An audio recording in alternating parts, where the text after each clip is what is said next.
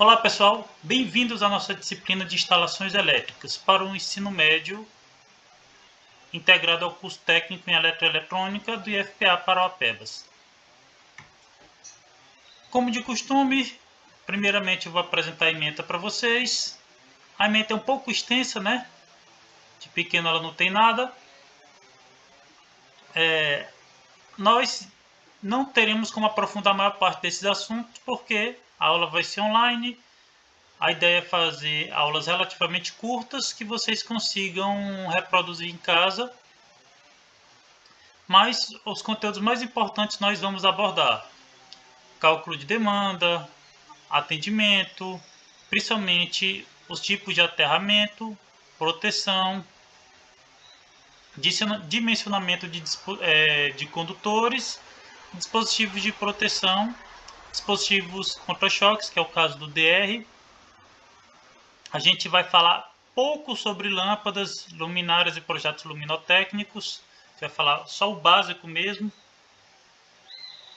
Um pouquinho de quadros elétricos, um pouquinho de fator de potência também, além de correntes de curto-circuito, que é importante que o aluno conheça.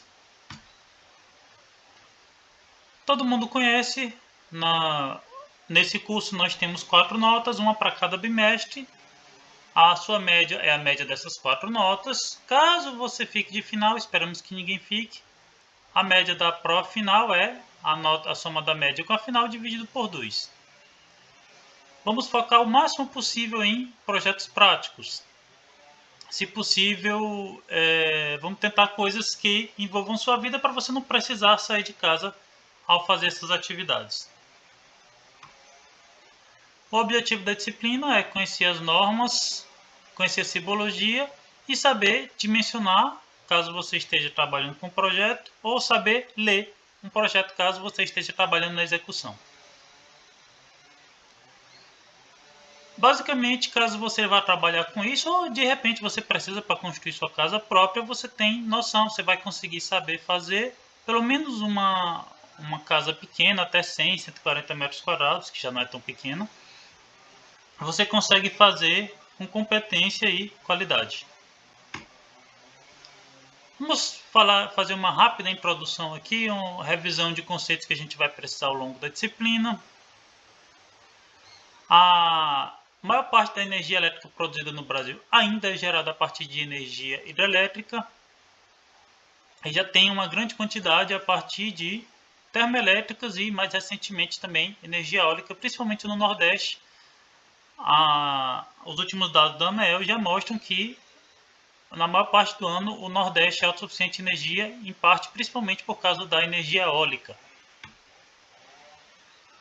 Como funciona um gerador?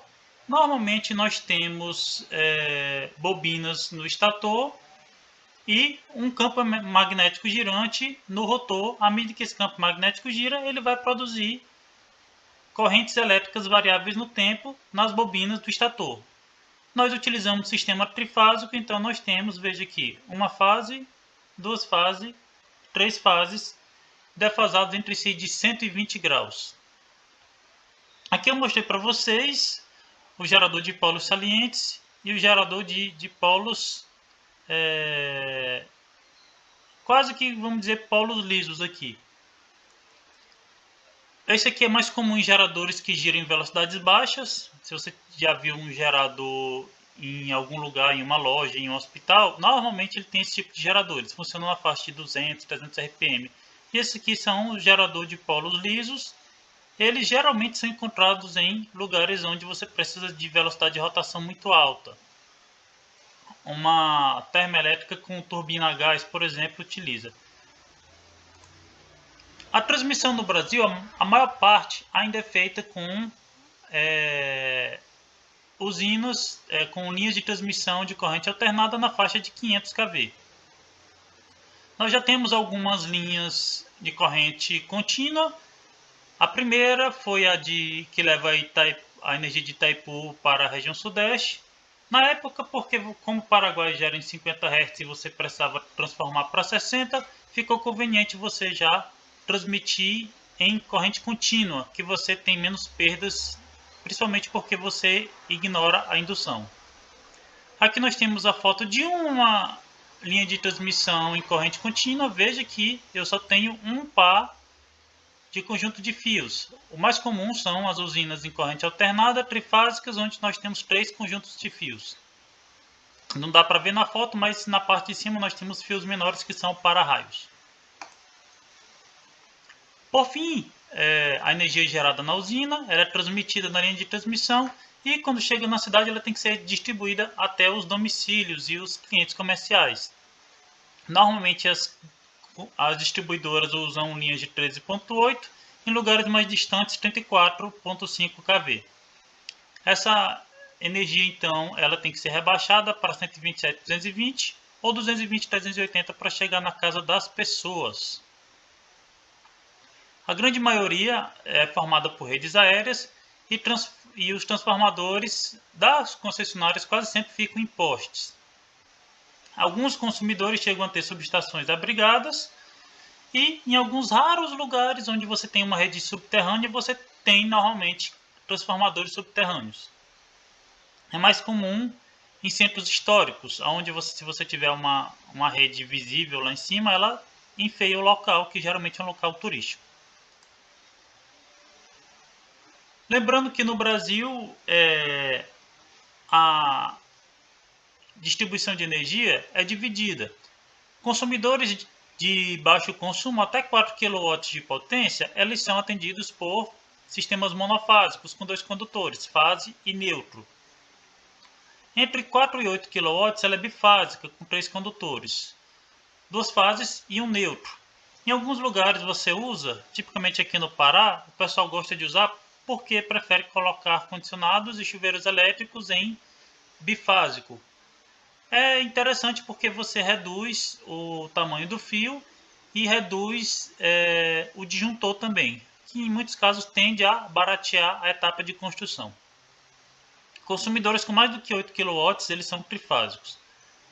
É importante que para consumidores monofásicos você tem uma tarifa mínima de 30 kWh, para bifásicos 50, para trifásicos é 100 kWh. Então é importante que você pense no consumo antes de escolher entre um dos três. Se você tiver um consumo baixo e botar um trifásico, pode ser que você fique pagando mais energia do que você está realmente consumindo por causa da tarifa mínima, que eles chamam de custo de disponibilidade de energia.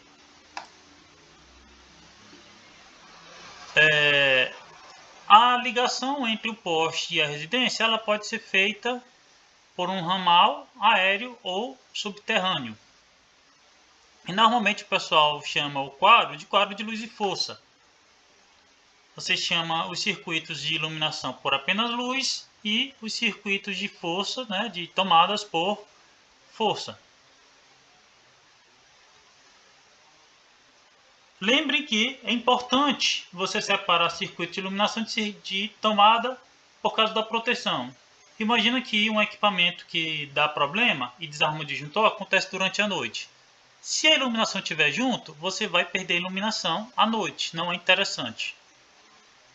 Então, a prática recomenda-se que você separe a iluminação de tomadas. Ok? Nós já separamos aqui o que é força e o que é iluminação. Aqui nós temos um diagrama trifilar aqui. Veja que nós temos a rede da concessionária com um transformador com primário em delta, secundário em Y. Quem viu isso em máquinas, já falei que no caso de um transformador na distribuição, eles costumam colocar o delta Y, porque além de você ter uma redução de tensão do primário para o secundário um pouco maior, porque aqui está em delta, aqui está em Y, se você perder uma das bobinas ou se perder uma das fases aqui, você ainda tem alguma alimentação no secundário. Aqui nós temos, por exemplo, o motor trifásico ligado e nós temos o neutro do transformador alimentando circuitos monofásicos entre fase e neutro. Lembrando que você pode fazer um circuito bifásico também. Você pode alimentar um ar-condicionado monofásico 220 em uma rede 127 ligando duas fases. E fazendo uma rápida revisão do que imagino que vocês tenham visto em eletromagnetismo ou em eletricidade. Todos os corpos são compostos de moléculas, né? E essas moléculas são compostas de pelo menos um átomo.